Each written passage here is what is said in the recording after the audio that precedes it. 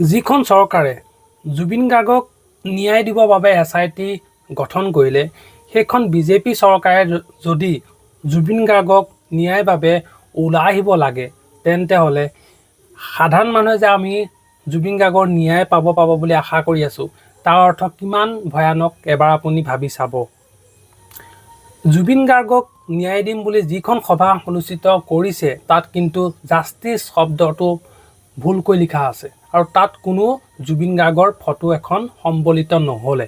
তাৰ অৰ্থ বিজেপিয়ে জুবিন গাৰ্গক লৈ ৰাজনীতি কৰা নাইতো। যদি সঁচাকৈ জুবিন গাৰ্গক লৈ ৰাজনীতি কৰি নিৰ্বাচনী বৈতৰণি পাৰ কৰিম বুলি ভাবিছে, তেন্তে হয় সেয়া কিন্তু আকাশত চাং পতাৰ দৰে কথা হ'ব। কাৰণ অসমীয়া মানুহ ইমান বুৰ্বক আৰু অকৰা নহয় যে অসমীয়া মানুহক জুবিনক ভাল পাওঁ বুলি ক'লে সকলোৱে সেইখন চৰকাৰক ভোট দিব।